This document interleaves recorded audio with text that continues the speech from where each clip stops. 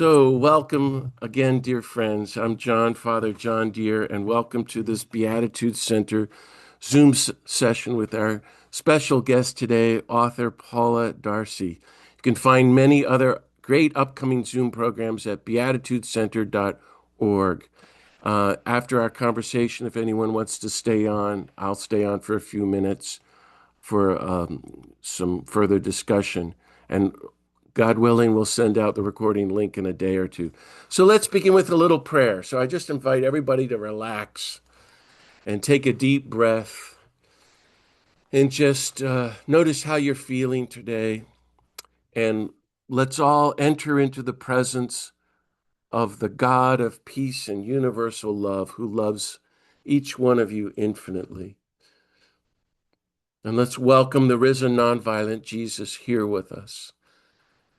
And just take a moment to ask for whatever graces we need to follow him and live out the Beatitudes and do God's will of peace.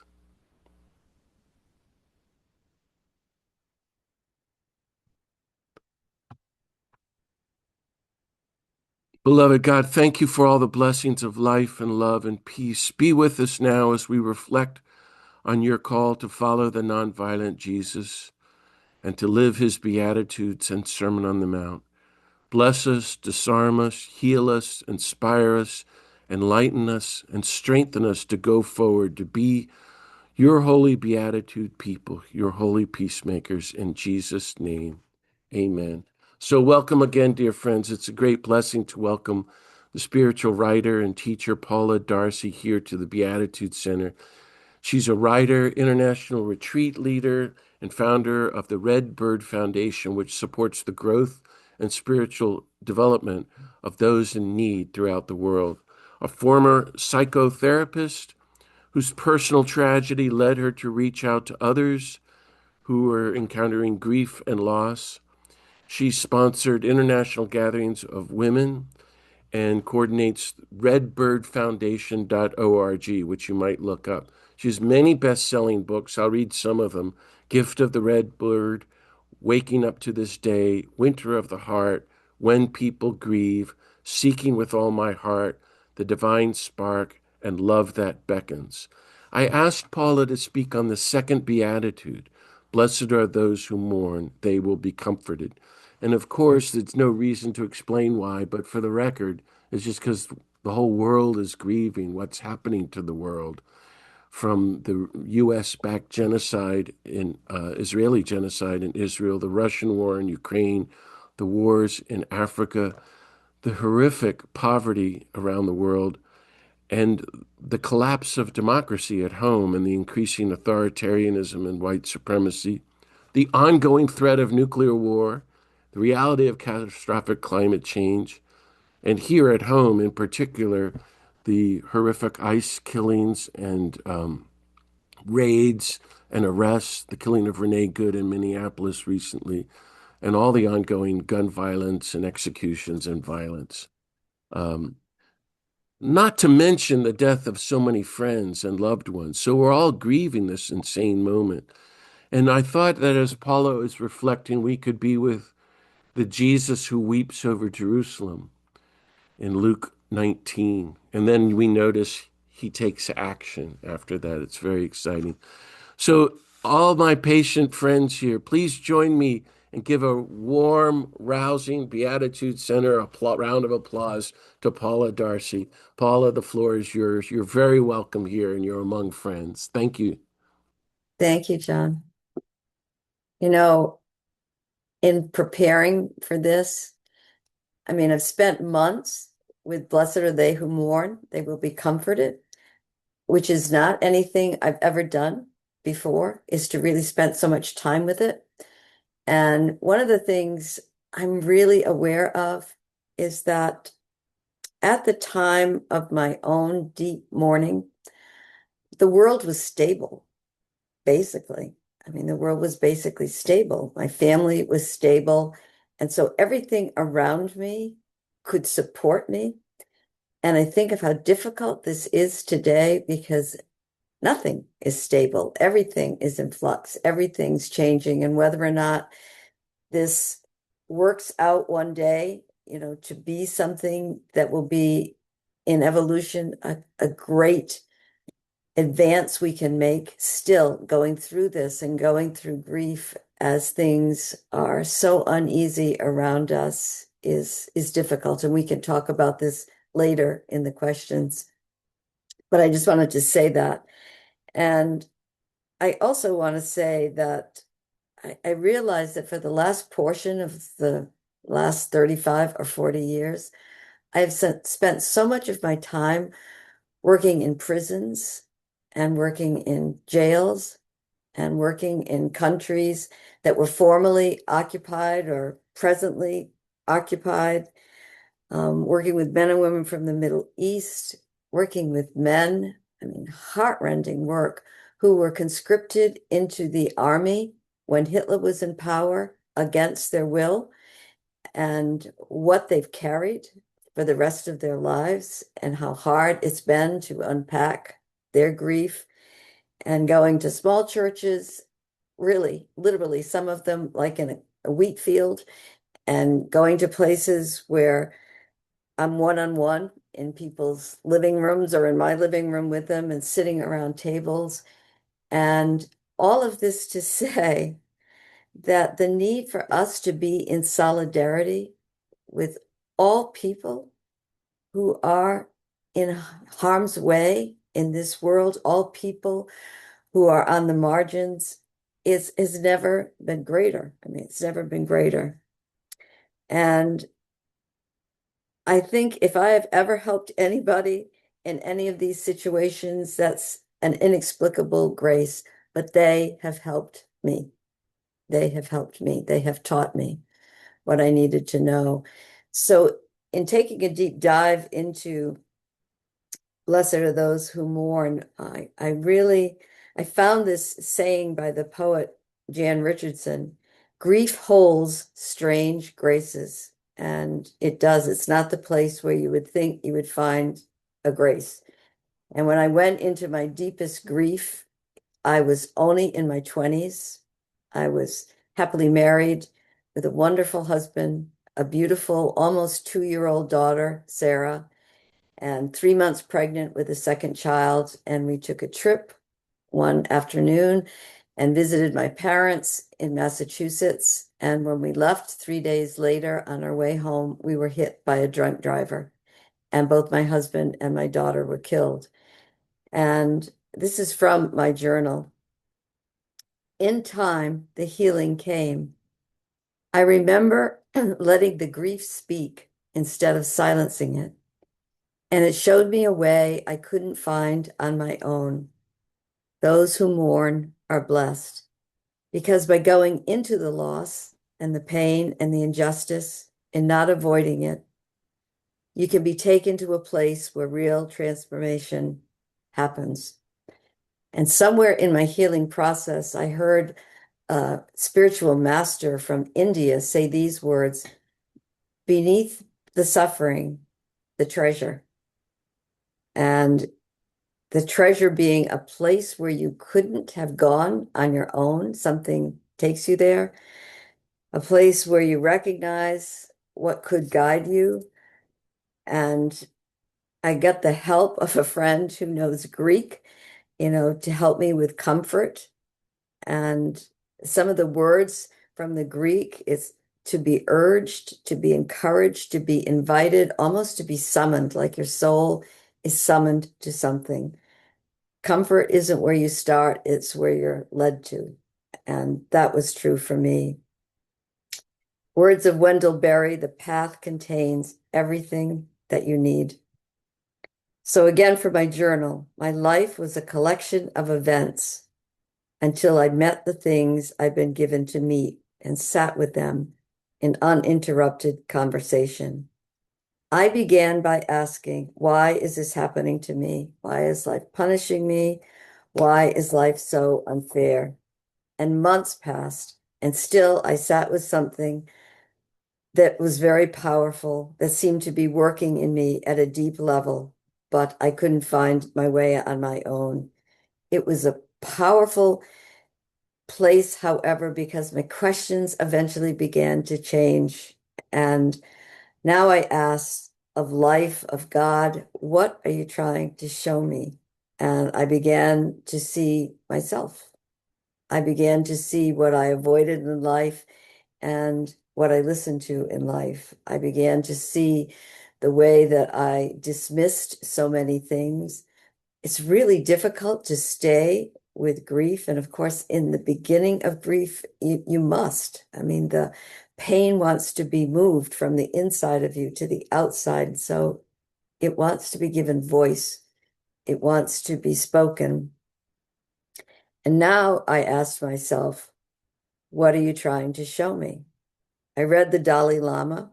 He said, there's a true religion we need to live that's not about a church or temple or mosque. It's a sense of being here with one another. And that was the very small beginning of seeing that we are in solidarity with one another. Also, during that time, I I went to be with women from the Middle East. And one afternoon, I was sitting with women who were only the Arab women were there. And some of them were Arab Christians, many of them were Muslim, some of them were Baha'i. And we were sitting in this room that was so tiny, we decided to take off our shoes. And so all our legs would stretch out, and then all you could see, some women were wearing burqas. All you could see was feet. And I remember that moment and looking at those feet because I had not been able to identify mine. Just all the feet were there together. And that was the first thing life began to show me. It's a sense of being here with one another. I wrote that line over and over. My life was not solitary as I had believed, and compassion rose up in me as I copied that. It's a sense of being here with one another, the Dalai Lama said, and facing the Tibet within each of us. So it was facing lots of things about my life, what I had dismissed, how I had been advantaged and lived that life for so many years without thought. It's looking at yourself and asking who or what occupies me. And I remembered a moment in the closet shortly after the death of my family. And I was packing my husband's clothing, and I sat down on the floor, and these words appeared to me, which was, what are you doing? What are you doing? You were given a life. Arguably, it's one of the great gifts that we're given. And what are you doing with it? And how are you using it? And it wasn't said to me with a sense of judgment. Really, it wasn't. It was just seeing how easy it is to rush past things when you have things, and how easy it is not to see what's being given to you. You're just looking at what you want. And I stayed with that question. What do I not see about myself? Rilke, poet again, the insights born of your own pain are very precious. I felt like a tide was pulling me in. And during these hours, for those of you who grieve, which I'm sincerely sure is all of us here, nothing else was in my mind other than to take care of the child that I was carrying. And then when she was born, to take care of that baby. And the other thing was just this conversation that I was having in a very deep place. I was allowing the grief to speak. I was feeling the pain, but I was sensing that something was listening to me and it was responding to me. So it was like an uninterrupted conversation that I was having. I was able to give it my full attention. I found these words of Rumi. Put your hands on this oar with me. I was not paying attention to anything else but the life growing in me. So the words being spoken, if you put your soul against this oar with me, you will find your way. That mattered. The power Rumi said that made the universe enter your sinew from a holy realm that lives in us will be given. So in my 20s, poetry, words I'd never heard were finding me, reaching out to me, comforting me. My husband was an English professor and really a beautiful poet. And he used to read me poetry at night. And it was just, it flew over my head. And I was just managing the household. And I was like an amazing manager. I really was.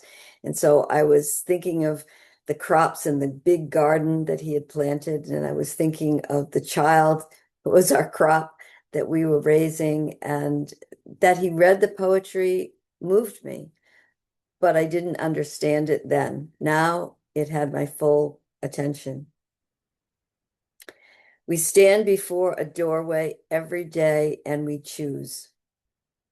And not to choose is still to choose. And I was beginning to see the power of that. And every day I was looking at sort of the seawalls that I built up around me. And every day hearing the question, do you want to live to the limits of your heart? That's a huge, huge question. Do you want to live to the limits of your heart? And I was picking up a Bible and looking through scripture, and there were three words that just stunned me. Love one another. I mean, everything's summed up in that, but how hard is that? How hard is that? I had a drunk driver in my life who my default position was to blame.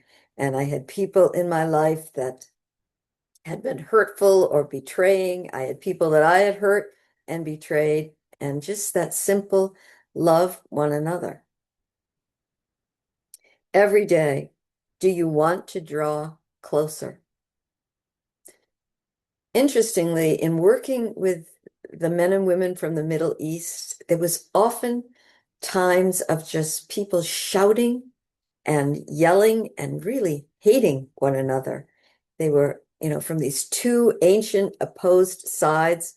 It was always about the land and who owned the land and who didn't own the land and deserved to be there. And I remembered one day when I had been present and watching all of this, and I leaned toward the woman who had put this gathering together. She was a Jewish woman from Israel. And I said to her, they're yelling and screaming so hard. I think what we need to do is take a break. And she looked at me and she smiled and she said, exactly wrong. We need to move closer. And that was exactly what I was needing to do within the grief. People said to me, pull yourself up by your bootstraps, or you have a new child, just put a tension there as if children were apples and oranges. Well, you lost one, but you have another. Or people were always saying to me, "Gee, by now, you should be getting back into life." And when I heard that advice, move closer, move closer, let the pain speak. I forget who said this, but I I always have remembered this over the years. The cure for grief is grief, because within the grief is the seed of everything you would hope to find. So within the grief is the cure, but you would have to sit with things. You would have to stay with things. You would have to not move away from things. Thomas Merton, if you want this force to change you, open yourself to it. Again, beautiful words, but wow, how to do this, how to stay with, but beneath the suffering, the treasure, beneath the ice covering the pond, the water flowing. We speak, I realize, thousands of languages. Millions of us are children who live on streets, no homes, no parents. Millions of us fish for a living from small boats. I knew nothing about this world. And then when Hurricane Katrina came to Louisiana, Mississippi. I read a story. There was a man who owned a lot of property in New Orleans, and he had decided to stay with his boat and with his property and take care of the other properties of people that had all fled. And he made that into a book. And when he was writing about it, he told the person who was going to write the story for him this story. He was one of the people who live by being on a small boat and going fishing. He lived off the coast of Syria all of his life until he came to the United States. And he said there was something that happened on a moonless night in Syria at a particular time of year that everyone who went out in boats to fish knew about.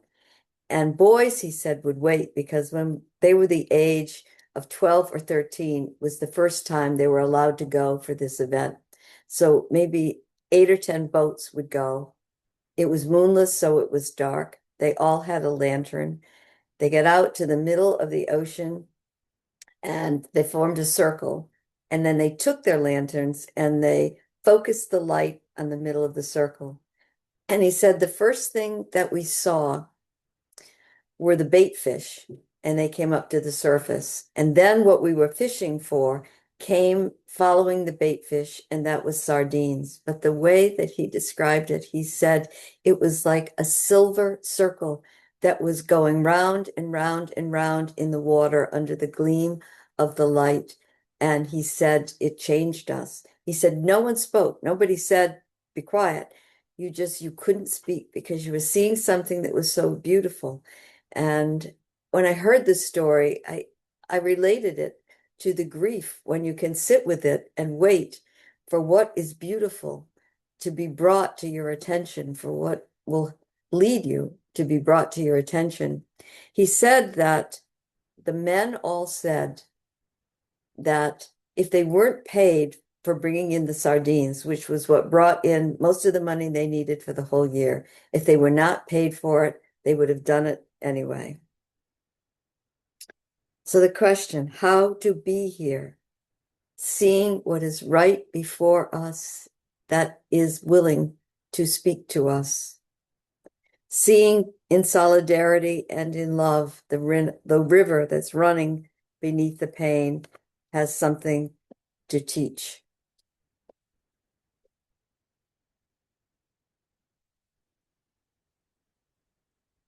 So I write in my journal, I'm staying with this pain. So this is loneliness. This is loss. This is deep sadness. This is betrayal. This is disappointment. This is my brother. Your heart is my heart. And I saw myself finally as part of the human race and that we all share these feelings in common. And when one person's heart is broken, hearts are broken. And when one person has an illness that there is no cure for, then we feel that within us because we are all part of this. Again, working with men and women from the Middle East, yelling, shouting, hating. And the night was really difficult. And then someone said on the grounds where we were, a tent had been put up and there was music playing. And so someone said, let's just go dance. Maybe we can dance some of this energy off. And so we did. It was unbelievably hot, and especially in that tent. And so after a little while, I went outside and someone came after me and they said, where are you going? And I said, I think to the dining hall to get a cup of tea, and then I'm just going to lay out on the grass. And so then everybody followed. And I remember this night for what it taught. So we were stretched out in a long line, and all of us, the people that were yelling at one another, the Jews and the Arabs, and the people that were Baha'i, and there were people that were living in tents on the desert. I mean, we're all there, and the night is dark, and all we can see is the stars in the sky. And we're stretched out in this long line, and then somebody reached out and they held my hand. I didn't know if it was a Jewish hand, if it was an Arab hand, if it was a Muslim hand. I didn't know. But I reached to the person next to me and I held their hand. And then everybody held hands along that chain. And it was different from that night on. It was different. So solidarity, I'm always looking for how do you explain a word in real life? That's what solidarity looked like to me that night. And it was amazing to me at the end of that whole trip when we were saying goodbye, something was said, and a Jewish man who had been very angry at the start turned to me and he said, "But you're Jewish, aren't you?" And I said, "I'm not Jewish." He said, "Oh my God, all along I thought you were Jewish." I mean, we didn't even know who was what. I couldn't tell. I couldn't tell by looking at people. And then we found that sweet spot. We found that circle of silver that was moving underneath the water. We found something that was trying to get their attention because I think we won't find peace that lasts until we find this place and are altered by it. I read someplace that war and peace begin in the human heart, and it's why it can be healed there. But it has to be a lot of work. Annie Dillard says, if we ride the monsters all the way down, the enemies, those we reject, if we ride them all the way down, we break through to something precious, the place of hidden wholeness, which of course Parker Palmer has also used that phrase. I began to ask myself, who's looking out through my eyes? Who's giving breath to me? What's causing my heart to beat? And I found, again from my journal, when real compassion began to rise up, that we could bring healing to the world. We could bring healing. Blessed are you when your mourning brings you to the truth. Again, 1968, this memory of being in Austria when Czechoslovakia was invaded and people were frightened and they just wanted to leave the country. And there were mines in all the fields in Hungary, in Austria, and they didn't know how to find their way. And so farmers that lived on the border in Austria realized that when the people came out with a night of no moon, that they couldn't find their way. They didn't know which border was the right border. They were trying to get to Austria, and they had this idea and they got all the wood they could find and they built fires and they saved thousands of lives, people just finding their way because they went toward the fire. And then they ran out of wood. And then they made a choice and they burned their crops. They impoverished themselves for years to come, but they did it. They did it. They gave everything. They became the words to me that Jesus gave us: love one another. There aren't exceptions. It's just such a commanding and a demanding light for our journey. Meister Eckhart, we're not living deep enough, long enough to find our way. When I think of the times, especially that this community in life, the times that are spent scrolling on screens, the times that are spent, looking at things that can't possibly take us to a place deep enough to find our way. James Finley, another great human being, he says, when you come to the fork in the road, you either despair or you go deeper. And then one day you find that you were led to that fork for your own goodwill, for your own being able to find a different place. There is something quiet and constant running through life, but we have to go past the small story of our life and enter the mystery. That was the gift of the grief. Nothing else mattered. Nothing else mattered. So when I was working with the word, you shall be comforted, the first thing you think of is, somebody like maybe embracing you and saying, there, it's all right. But it was the earth very often which comforted me. I had a cousin that would bring me to the ocean, to the beach once a week, and she would just leave me there.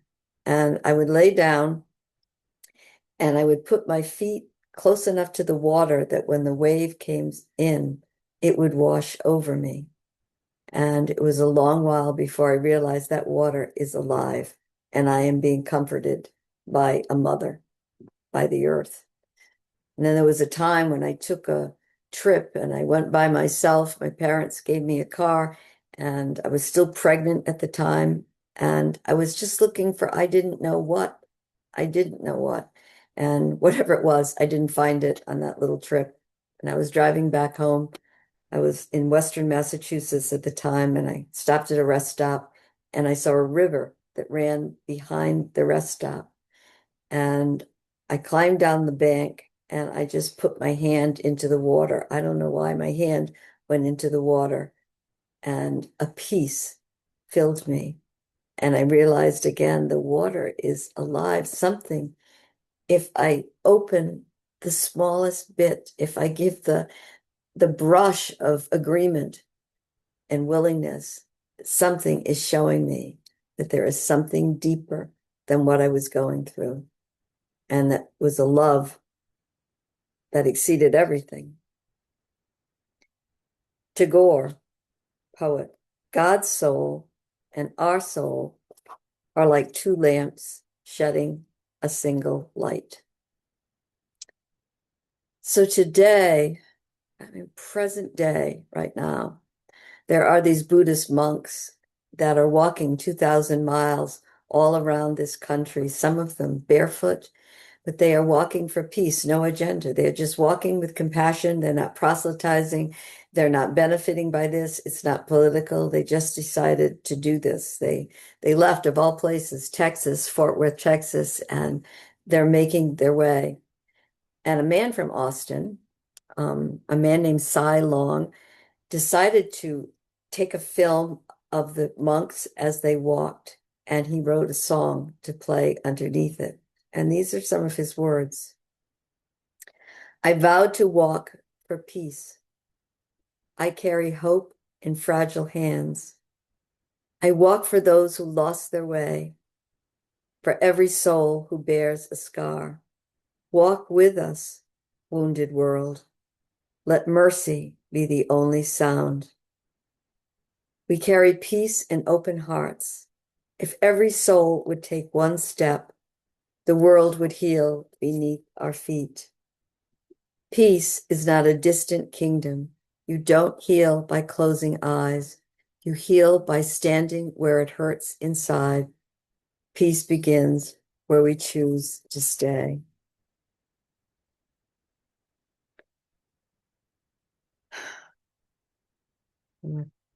Time. Okay. Mourning is all around us. Our individual losses, which are not only deaths, but loss of so many things, the country we knew, the ways in which we used to know what was true and what was not, and the confusion with which we're living. So the country itself is mourning, the world is mourning,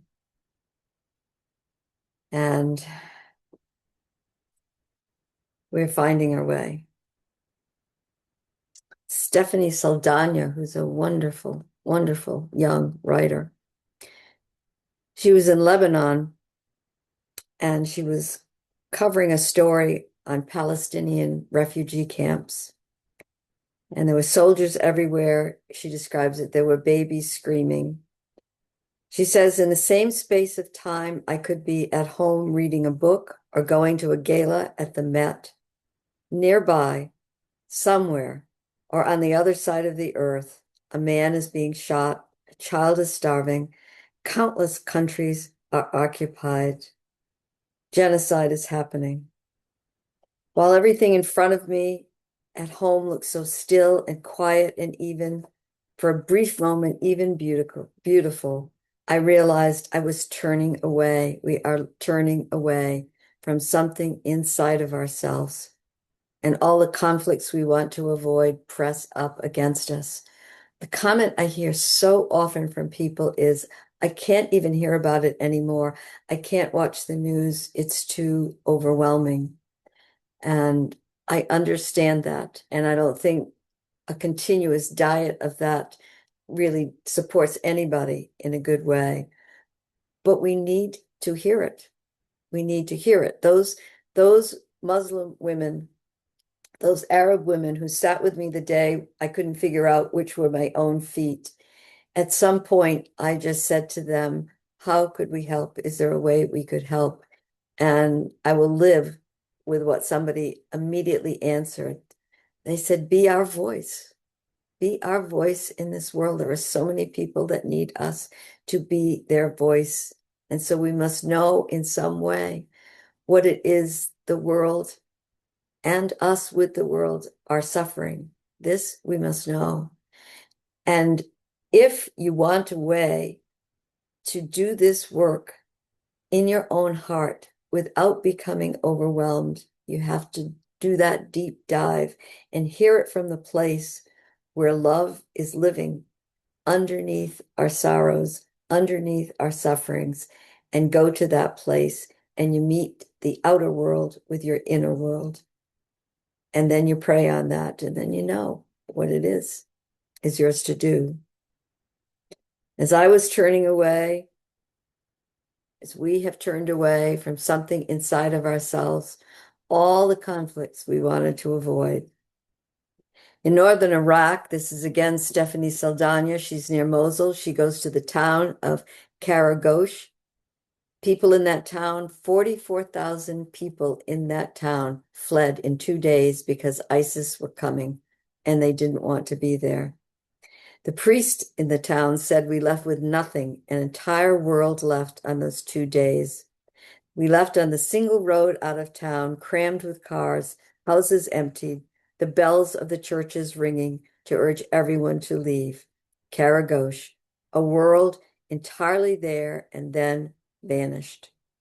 And the priest's last homily before leaving contained these words: we must ask God to make our relationship closer. Again, it's that, no, come closer in order to be with this. Come closer.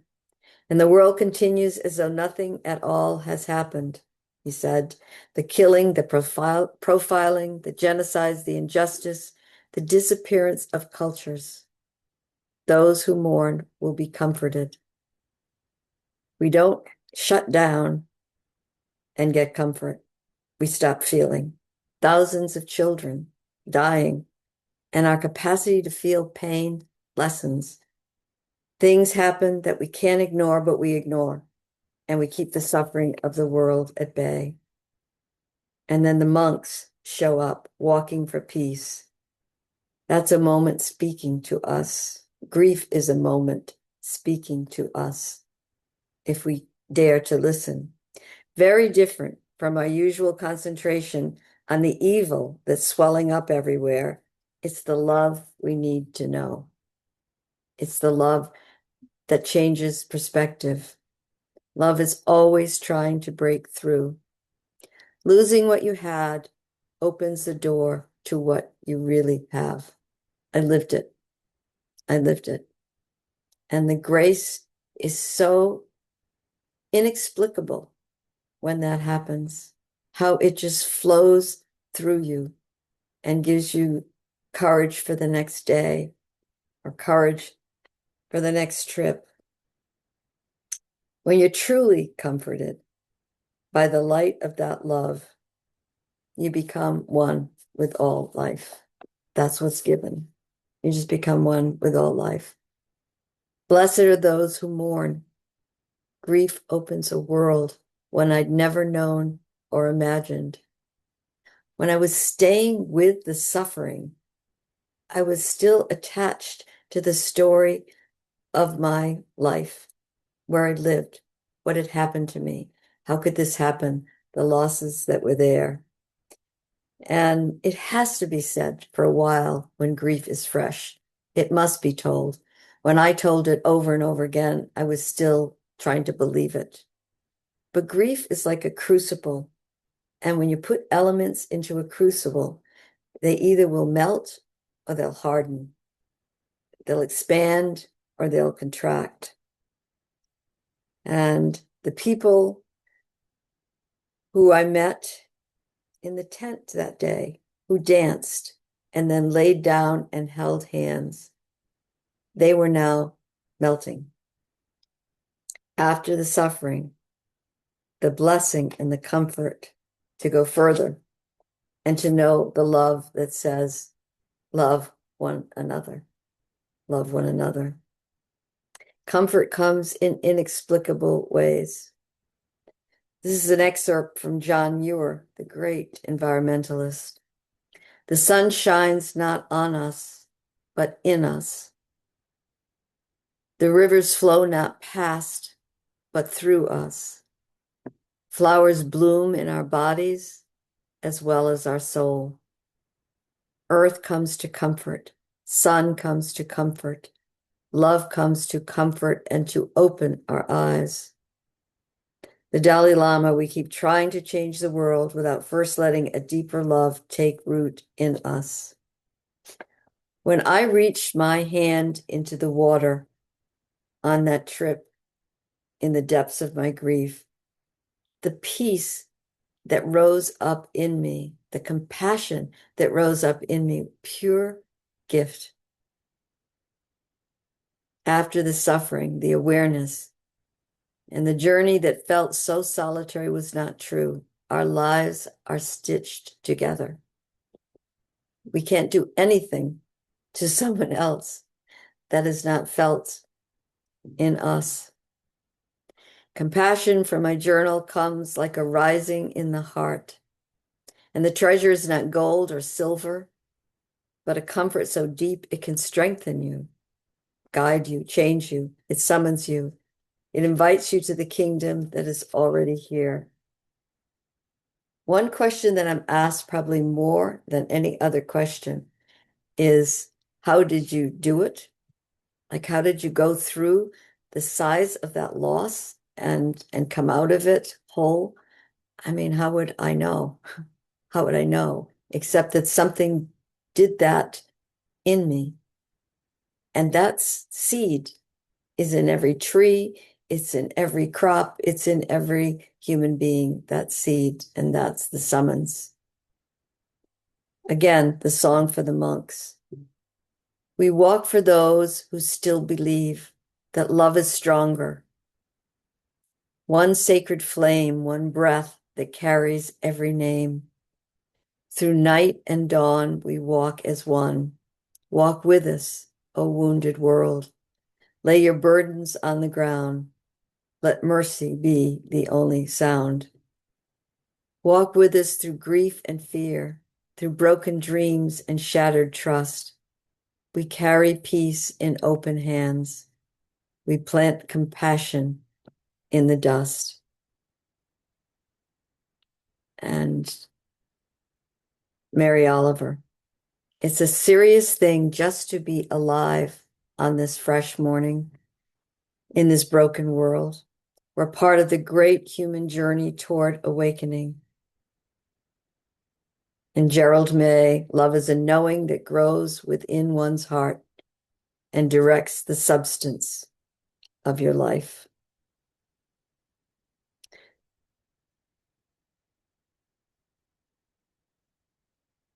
Walk with us through grief and fear, through broken dreams and shattered trust. We carry peace in open hands. We plant compassion in the dust. And as they're walking, and so much is being shown about them, as they're walking, it's going to take them until February. It's going to be the end of their journey, and they started in October. As they're walking, I think to myself, there's nothing that you can say, this is the kingdom of God. There's not an object. Oh, okay, there it is. But they're showing us. That's what they're showing us. That's what people who are standing in solidarity with those who are in such need and are so forgotten. That's what they're showing us. We become it. We become it as the compassion rises up. And so it's our practice in that compassion. It's our practice in that love that beneath the suffering that comes and will come and does come, but to stay with it and to let it speak and to go beneath it and find out what was always there, but we walked too fast and we didn't listen hard enough. And we were so holding that in us, which wasn't helping at all, just the ego's terms for life, the ego's terms for God, the ego's terms for every beautiful thing that we're given. And then it's the surrender into that that is the telling. So you want to take it from there, John? It's 2 o'clock here. Well, a deep bow to you, Paula, for that beautiful meditation. On behalf of everybody, just thank you so much for sharing so beautifully and deeply on this powerful theme, which nobody talks about, and the sentence in the Beatitudes, which nobody talks about, which is so critical to the life of Jesus. I have like a couple of pages of notes, only about 15 or 20 questions for you. You'll be Okay. glad to know. And I'm sure others have them. I heard you, just to refresh everybody, I heard you ask at the beginning after you shared your story, as if to God, what are you trying to show me? It's such an important thing. You talked about how compassion rose up into you, how you heard the questions, do you want to live to the limits of your heart?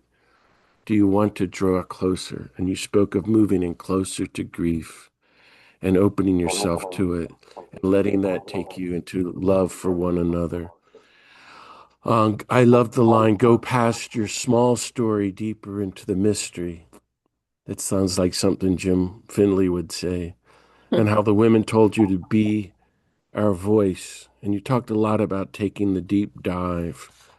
Um, Maybe I could ask you a couple of questions. I don't see any questions in the chat, but let me ask everyone if you'd have a question or a comment for Paula, put it in the chat or put your name and I'll call on you. That would be wonderful. We have time here. Um, but I want to ask you about this connection between grief and compassion and why it's at the beginning of the whole Sermon on the Mount. And you can take this or, go with it any way you want. Um, so 40 years ago, I was on a weekend retreat with my teacher, Daniel Berrigan, and his opening line was, peacemaking begins with grief. And everybody in the room was like, oh, we made a mistake coming to this retreat. Is there another speaker somewhere? And the Jesuits there actually left. They walked out on him. And he took us to a deep place, because he's talking about love. And it's strange, it's the beginning of the Sermon on the Mount, but maybe from your perspective, not strange at all. Blessed are the poor in spirit, those who mourn. And then that leads to meekness, which Merton said is nonviolence, and oneness with creation. It leads to justice and mercy and inner heart and peacemaking. Maybe it's a journey. Um, I was the organizer of the chaplains after 9/11 for the Red Cross. I had 600 chaplains ministering to 50,000 direct relatives. And it was so obvious how Manhattan changed that morning immediately. People started to talk to one another. And did you know anybody who died? It was incredible. And 2 weeks later, George W. Bush went on TV and said, stop grieving, go shopping. The flags appeared everywhere. It was almost as if the culture didn't want compassion. Well, they don't want grief because that leads to compassion. I wonder if you could mull on some of that connection. Your heart is broken, and if you keep going deep, your heart opens up to the suffering of others, the grief of others, and that leads to love. And then that leads to action. You start serving and doing things. And maybe that's what Jesus was getting at.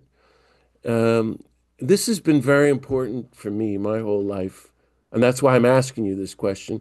And I see Jesus breaking down and sobbing when he sees Jerusalem. And you and I might give up at that moment. But he then goes in and does civil disobedience in the temple and teaches everybody and gives his life. It's very profound. Any more thoughts on any of this, especially that connection with compassion? Mm. My husband was working on his PhD when he was killed, and he had such a library and many books by Howard Thurman, who in my 20s was unknown to me, but became known. And I believe it is he who said, if you go down deep enough into one person, you will come up inside everybody. This is so great. And I meditated on that. And the thing was, if you don't go shopping and if you don't just say, I'm going to keep busy, that's our great thing. We can go numb with all kinds of addictions, one of which is keeping busy. And if you don't do that and you stay with what is breaking your heart, then the pain is very real. But the thing about the pain is that it has the ability, the real pain, to bring you to something larger than itself. And I think when in my grief, I felt my own pain, then I couldn't help but have compassion for other people who also were suffering, which is the world. But that's when when you see it in yourself and you feel it, and then anyone else that's going through that. So, I mean, the hundreds, maybe thousands in so many years of being with audiences of people who are grieving all manner of things. Yeah. I mean, you just have compassion because you know the grief. But if you've pushed it aside and you haven't allowed yourself to really learn through it, then you don't feel that, I think, quite as strongly. I mean, that to me was the connection. And at some point, again, during the early grief, I mean, I think all these things given to me, but I was working for an organization and they would allow me to work at home because I had this new baby.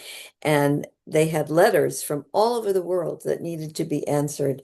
And so they fed me all the letters that had to do with grief and already knew that I liked to write, although I'd never written a thing in those days.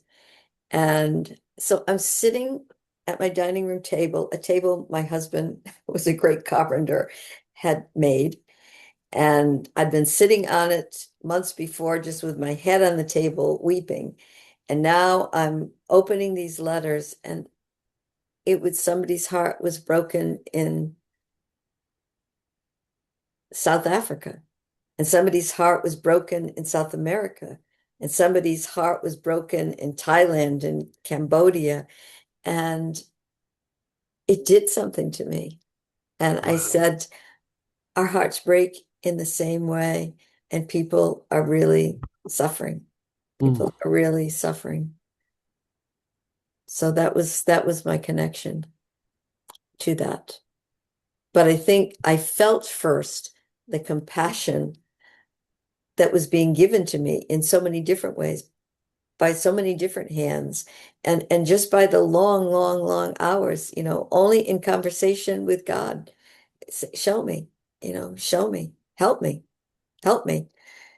show me the way. And that was one of the ways, that big manila envelope that came every 2 weeks. And I was writing to people all over the world. Our hearts break in the same way. It's so beautiful. I remember the mother of a friend of mine. We were going into ground zero. We started bringing the survived family members in there, and that didn't work, so we stopped. But I personally counseled 5,000 people, direct relatives. No one was angry, not one person. Um, but this person said, and I actually knew them because I had baptized the children of the man who died. Um, so we're going into the ruins of 9/11 on a ferry boat. And she says to me, I've been meditating on the mothers of the 19 hijackers. Now, this was a week after 9/11, and her beloved son had died on the top of one of the towers. And I was shocked. And she said, and so now my compassion has widened and my grief has widened because I'm one with them.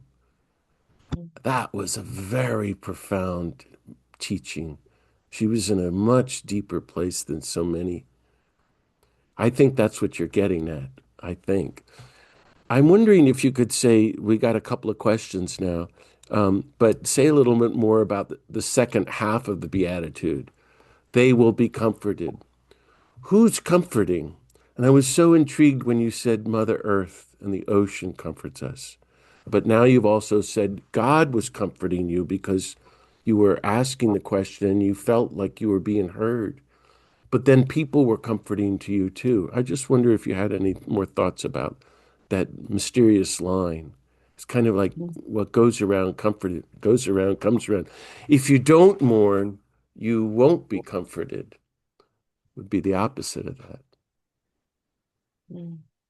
And if you take again the man who gave me the Greek definitions, if you take the word comfort, I guess this would be Latin, come with, and then fort, strength.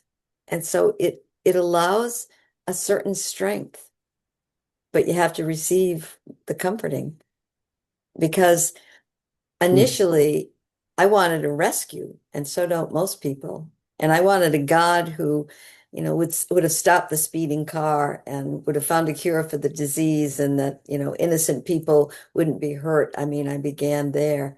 And so it was a real breaking apart of all of that, all those expectations that make us so Mhm. blind, and just saying, show me what I need to see. And that's what I saw, that, some of the things in life that are so subtle and so gentle, they are the strength. They are the strength. And so it was just showing me how compassion um, is one of the strongest things we can give, or just being present to someone without even speaking a word, but just to stay with. I mean, that to me was comfort in so many different ways that I didn't Thank you. expect. Thank you. So Anne has a question. I'll read it for you, and it's about the connection between rage and anger and grief and mourning. Um, I feel so much rage and anger at those making decisions that create so much unneeded suffering and even death for innocent people, especially children. How does rage and anger relate to grief and mourning? Do you have any thoughts on that? After you share, maybe I could share a thought too. Yeah. Um, I mean, it's understandable. First of all, I think that anger for me is never the leading emotion. I mean, it's what comes out if we have access to that. And so lots of times more access to anger than we do to anything else. But the anger is a protection. The rage, which is often very old, is also a protection. And what it's protecting is what's more difficult to feel, like profound sadness that this is, that this is part of our world. This is what we are creating, or pain, the pain of that. And again, rage is often comes, from an older experience that you've had that's triggered by what you're Right. seeing now. So it's just a part of it. If it's the end of it, then we never get as far as we can go. There's a saying, take the love that you find as far as you can in your lifetime. And if we're stuck with the hatred and the rage, then that's not happening. The anger isn't bringing that about. For all of us, you're left with that awful thing. Love one another. Love one another. We've been talking these, and I wonder what you think about this, which you don't have to. There's other questions now. In the Sermon on the Mount, as I've been studying it and writing about it, it seems to me Jesus explains everything, including the emotional life of love and nonviolence and peace. So, right there in the Beatitudes, well, he recommends two emotions. But the rest of the Sermon on the Mount, he forbids anger, fear, worry, anxiety, um, trusting in anything but God. So 10 sentences after this beatitude is say, you've heard it said, thou shalt not kill. I say, don't even get angry. In fact, don't worship. When you remember someone is upset at you, go and be reconciled. So, but he recommends grief and joy in the Beatitudes, the beginning and the ending. Blessed are those who mourn. And when you're in trouble now, you're out serving and showing compassion and making peace and working for justice, and you get rejected, rejoice. It's very strange. And so then, forgive me for talking so much, but I was with, and lots of folks, you all know this, my friend and teacher Tutu in South Africa. And we got into this really deep conversation. And I was saying, he was telling me, you better work for peace and justice till the day you die, John. That's the way he talked to me. And I said, oh, come on, man. How do you do that? And he goes, I grieve. Can you imagine, Paula? I have cried every day of my life, he said to me, and he burst into tears. I've been crying since I was 5 because God is a God who weeps and grieves. And people don't realize we're all one. And then he goes, and I laugh. I've rejoiced every day of my life. And then he started making fun of me. He goes, I have no time for anger or fear. He'd been under death threat his whole life. And I thought he was changing the world, but he was way beyond anger. He was in another realm of permanent grief and permanent joy. What do you think of that? Isn't that powerful? It's very powerful. Yeah, it's very powerful because so I was saying that the anger is almost like a short circuit. Like we Yeah. get to the anger, but we don't get to what's beyond that. And it would be to grieve what we see. And the grief and the joy are real, are real. The anger keeps us in the egoic mind, I would say. That's where it keeps us. There's a Buddhist writer, John Tarrant, and he says, the root of all unkindness is certainty. I Gosh. guess another way you could say that is judgment. Is Yeah. judgment. Also, Jesus is pretty vocal about those who feel so certain and righteous and judge. And again, James Finley, his line levels that, and he just says, "Listen, we're all beginners. Nobody knows. Nobody knows." But I love that. I love that beyond the anger, what Tutu does is, he grieves. He allows himself to grieve. Come closer, and he allows himself to grieve that. But the well for pain and the well for joy aren't separate. So I get how he gets to the joy. Wow. Um, so there's questions about the MAGA leaders not having much clue, getting beyond their own anger. I don't know if you saw Richard Rohr's new book. And Mhm. he's saying there very seriously that the anger that's being manifested around the country is hiding a very deep repressed grief, especially among men and so forth. I wondered if you had any thought about that. I'm reminded too of my friend Daniel Berrigan. When he was on 60 Minutes 40 years ago, we were in a march and Mike Wallace came upon this cardboard cutout of Ronald Reagan, 6 feet tall, who was killing people in Nicaragua and El Salvador. Hey, what do you think about Ronald Reagan? And Dan made a wisecrack, and Mike Wallace said, "No, I really want you to know what you think." And he goes, "I'm just grieved for him." And it was such a shocking answer because all the activists we knew were enraged at Reagan.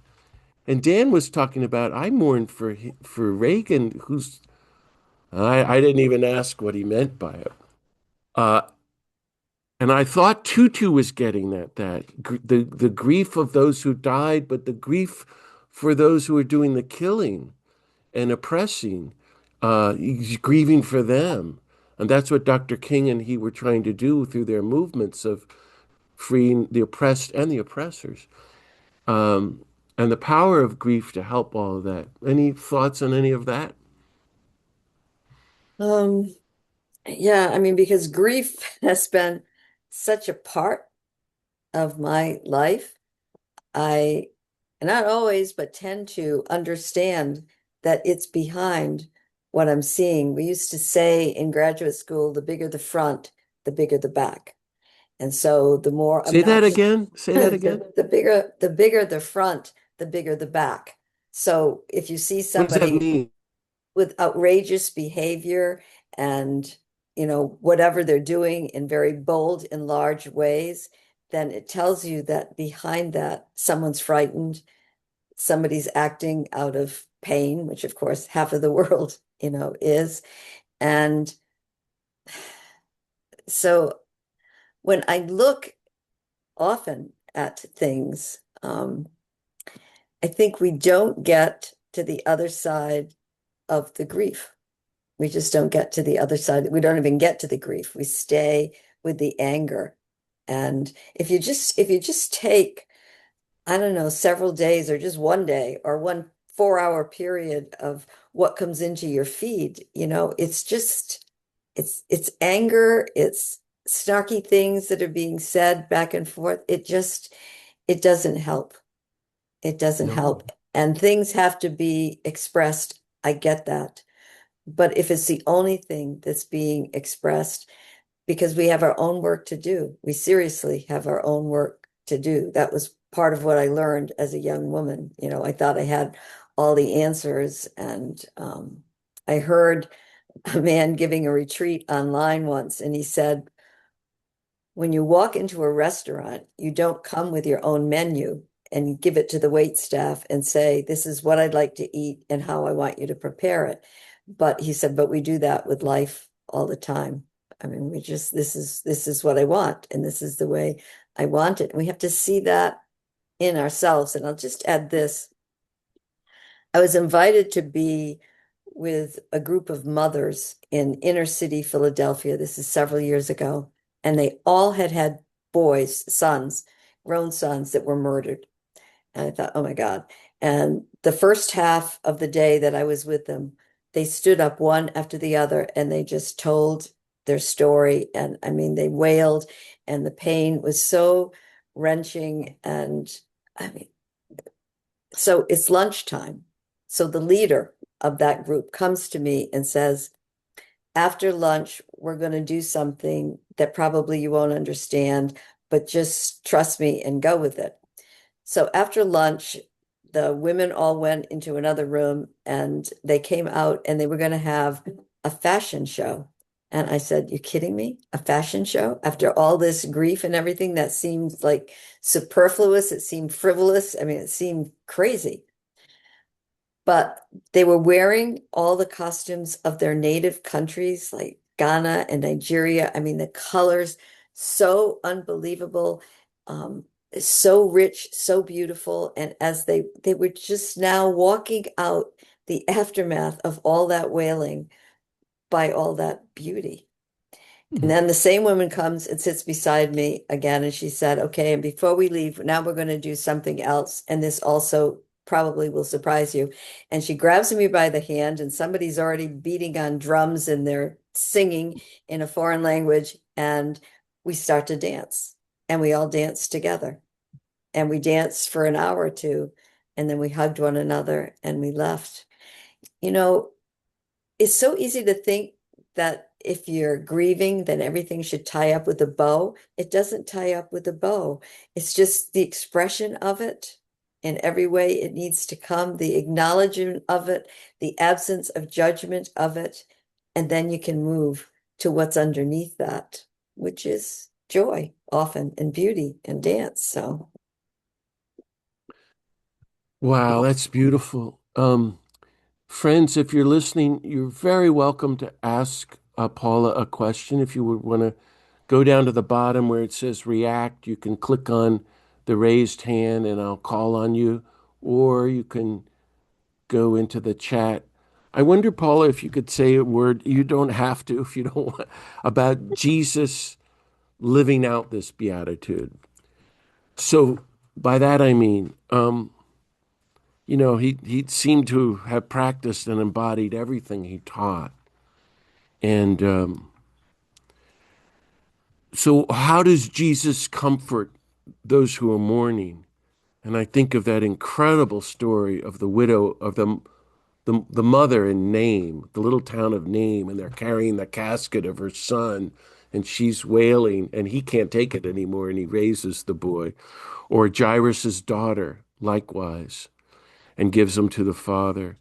Um, I'm wondering how we comfort Jesus, who weeps because we refuse to learn the things that make for peace. And I always think, well, we comfort him by trying to go and learn the things that make for peace. And then standing with Jesus on the cross, just in solidarity. But then I think of when he rises from the dead, his friends are in grief and they rejoice. And he says, my peace I give you. He gives them peace, which is the ultimate comfort. And I think those are very rich things to reflect on how Jesus lives the Beatitudes and embodies all these beautiful things that you're teaching us today. I wondered if you have any thoughts of other thoughts or angles on the nonviolent Jesus. in the story that, or the way you just told, what you said, I love it that it's always different with Jesus and that sometimes he can't take it anymore. And so he raises the child, or, sometimes yes, sometimes no in our own lives, sometimes yes, often no. But it's not a no without compassion. And it's not Mm, a no that contains judgment. It's just, it seems to me that he never loses the focus of what's really wanting to happen is that we awaken and we become mm, more aware and we cease to live in with blinders on in the way so much of this country, many countries have lived, unaware of mm. all these pains. And so it's, to me, it's different in every place, but always that's the focus. Like I didn't feel at the beginning, I was asking, why are you punishing me? Because that's how I felt. And at the end, it was, you don't have to prove anything to me. I don't even want to sign, to prove anything. I'm hearing something and I recognize it. And I'm going to make that what I follow for the rest of my days. And it didn't have to have any particular kind of look to it or not. Paula, can you tell us more how you were able to make that journey from why are you punishing me to the question I wrote when you first shared was, what are you trying to show me? Which Hmm. then I guess you're saying became whatever you want is good with me because I know you love me and you're with me. The key for me is that you put the focus on God, and that's the only way to survive in this world, whether it's grief or joy or whatever, or love. Always back on God. What is it you're showing me? You lead me. I surrender. You're in charge. How did you do that? Or was it just the sticking with it over time that it eventually, and I guess being open in prayer that led you naturally to open yourself to God, show me what you're trying to show me. And again, you don't have to answer that. That's a deep question, but it's so profound what you did. And perhaps the most important thing you can encourage all of us and all the people you've been teaching all these years to somehow stay with God, not write God off, and keep being open to what God wants to show us. And so two things, um, because I think often of Immaculée Ilibagiza, who survived the Yeah, genocide in Rwanda. yeah. And, in that 3 foot by 5 foot bathroom for 90 days with seven other women. And the way she emerged from that and said, some days, because they couldn't talk, they might have been heard, and people were hunting for them. They were hidden in a minister's bathroom. And the way she said, some days I would just only meditate on the word love, or I would only meditate on the word surrender. Or she said, there was a week when all I meditated on day and night was forgiveness. I mean, that she got so close to that. I mean, she got so close because that was what the only thing that she was thinking about. Not will I ever get out of here? Are my parents alive, which they weren't? Are my siblings alive, which they weren't? But she knew that there was something there, something, I don't know, it's like something rises up, I guess, Mm, if you're asking for that. But I just wanted to say this also. I I wrote a play for a retreat, and I asked a local actor to do it with me. And in the retreat, I was telling parts of my own story, and I asked this actor to take the part of God, which was, amazing. And, he said he would do it. But in the performance of the play, which actually went on for 10 years, we went all over this country with it. There were times when I would be saying, I don't get what you want. What do you want from me? You have my husband, you have my daughter, my dreams are gone. I'll never be innocent again. I don't get it. What do you want from me? And I think I wrote it out of me because I had God answer, um, Paula, I want you to want me. I mm, want you to want me. And then there were times where God would come, only the audience, they were told this at the beginning, could see and hear God. I was going through it the same way I did, not knowing, but they're watching this. And I would be, I don't know, going on about something, I don't get this. I don't think people can heal from this. And God would go into a cupboard that was on the stage, and he would take out a very beautiful scarf or something, and he would put it around my shoulders, and he would say, right now you're looking at a very small piece of a very large picture. I know you can't see more, but there is more. And I have never left your side. And I spoke to myself when I did it. I spoke to myself. We think we just lost John. He's here, he's just not visible. Yeah. That's And very that play became unbelievable for so many people. I mean, sometimes we've had audiences in different cities of 400 people, and they left there and They could not believe it because they're watching what we cannot see. What And was they the knew play they couldn't called? on my way home because that was when the accident happened, when we were Did on our you way home. ever But publish it? no, mm-mm. We did it for 10 years and then Mhm. we let it go. Actually, Beverly, my daughter told yeah, go me, ahead, Paula. you're getting too old to play yourself at 20. So she says, get off the stage. Paula, you started out talking about solidarity and the importance of that and how we are all connected. So, my question is, how can we be in solidarity with those who share such opposing views to those of us who are mourning, in particular, about our country? Mhm. I mean, I can only tell you what I have finally come to because I remember me at young ages and having unbelievable theories about things and unbelievable expectations about things. And I went through a process and then I finally opened up and began to see something else. Everybody isn't in the same place. I mean, it isn't. The crocus is not more beautiful than the rose, even though it blooms earlier, you know. That's how it is for me. I look at that and I just think, so this is where I've been and still will be, you know. This is where I am. And that where they are en masse as it is today, I mean, it does unbelievable harm. It does unbelievable harm.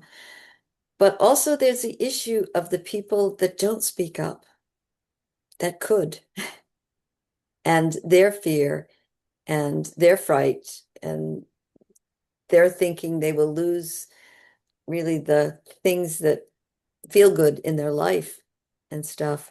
It's very complex, but I just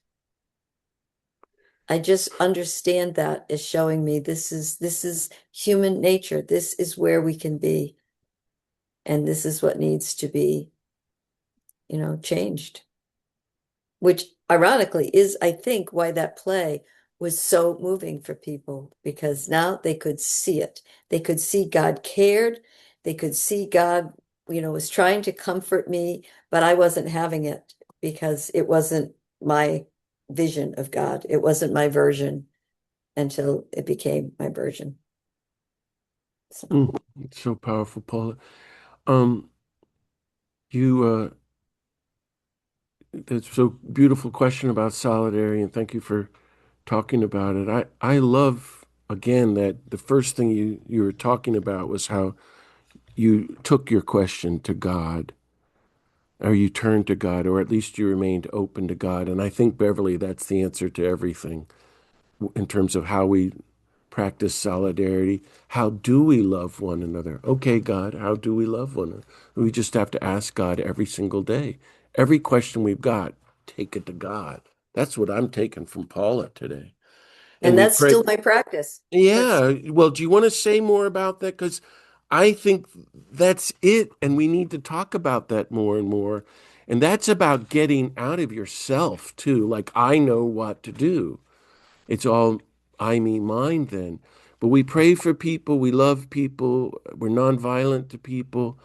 And we resist the evils that are going on. Jesus takes action.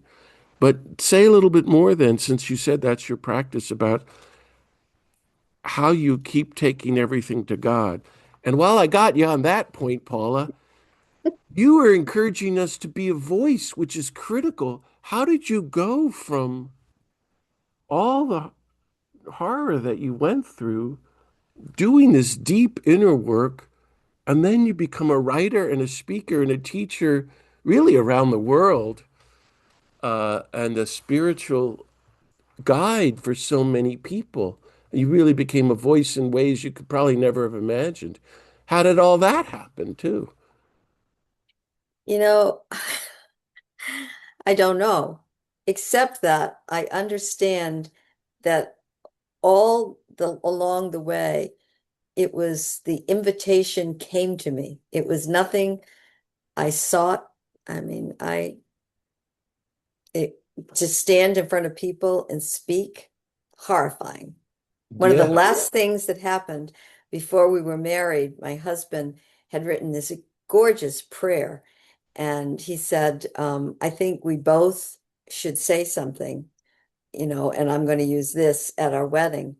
And I looked at him, boy, I remember saying this. And I said, Roy, I said, the day that I get up in front of people and speak about something like my faith, the world will have changed, and the world in me. And wasn't I a prophet?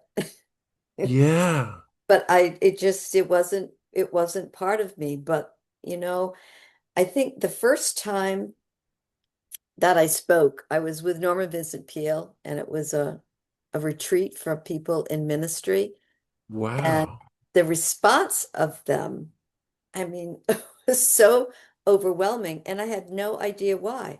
And so one of the ministers, I still remember his name was Roger, he came up to me and he said, would you like me to help you get back to your room? And I said, yes, I would, because people were coming at me with business cards and stuff. I just, Peel asked me to do this, and I just told my story, and what is happening? And so he said, as we were walking back to the room, do you understand their response? I said, I don't. They didn't know either Roy or Sarah. I mean, why are they crying?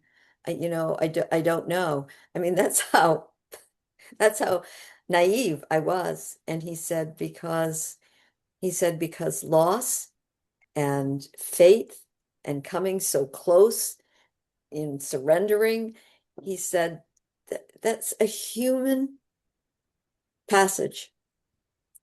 And he said when you hear something like that, he said it touches you deeply.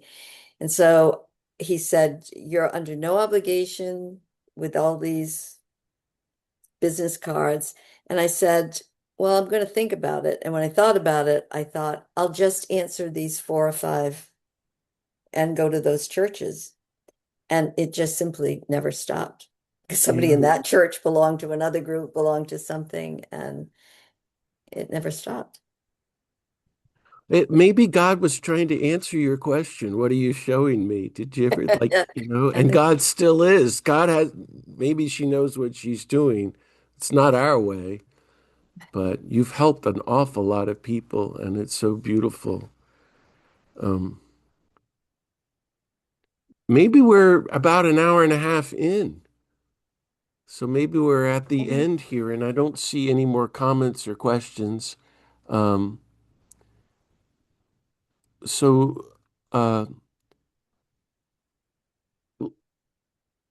on behalf of everybody, Paula, let me just say thank you so much for sharing so deeply and moving all of us on these deep human experiences, this passage, as he said, and your sharing on the Beatitude. So, friends, please join me in a round of applause for Paula D'Arcy to show our gratitude to her. So that's a standing ovation, Paula.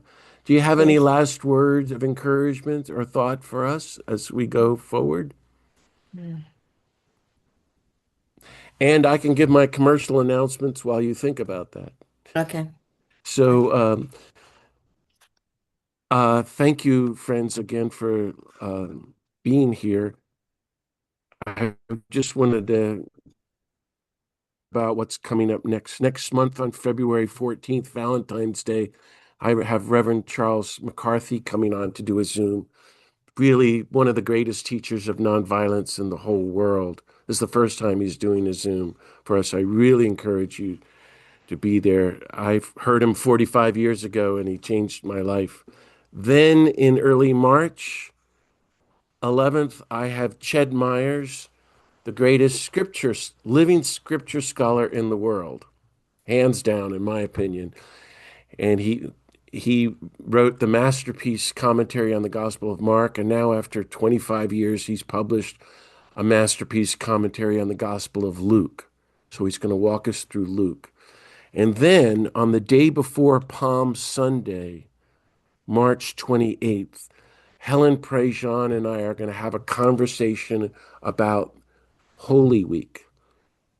And we're going to talk about the stages of Holy Week that Jesus goes through, from weeping over Jerusalem to the civil disobedience to the Last Supper to the arrest and his death, and our reflections on that. And then in April, I'm going to do a Zoom on my new book, which comes out next month. And it's so much, Paula, about what you've been talking about. It's called Universal Love, Surrendering to the God of Peace, about the only way to be a peacemaker, and as I've grown and learned, is through total surrender of God, to God. Everything you've been talking, okay, you lead me, and that leading you into universal love.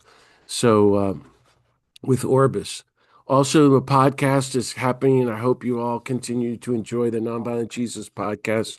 It posts on 25 platforms every Monday morning, including the front page of the National Catholic Reporter and Apple and Spotify and YouTube and Substack and everywhere else. And this week I talked with Andrew Young, which I hope everyone listened to. And on Monday, my friend Mike Farrell, who was a big actor in the 70s on the TV show MASH. But what people don't know is that he's been a full-time anti-war activist and really one of the leading organizers against the death penalty for 40 years. And he's just quietly behind the scenes doing this great work. We had a great conversation. The following week, Emily Yellen, former editor of the New York Times, who for 5 years was working with my friend Reverend Jim Lawson, the civil rights leader, to get him to write his memoir. Well, the book is coming out next month. 600-page memoir of Jim Lawson, Dr. King's best friend.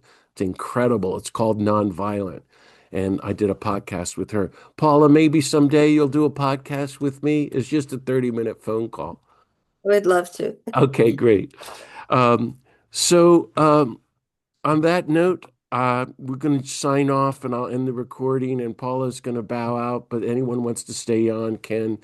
So let me just, again, thank you, Paula, and wish everybody a very good week. And we go forward to live the Beatitudes and seek God as Paula is teaching us and to dive deep into loving one another.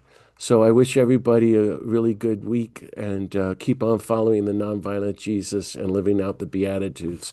So bye, everybody. Thanks so much, Paula. See you next Thanks. time, Paula.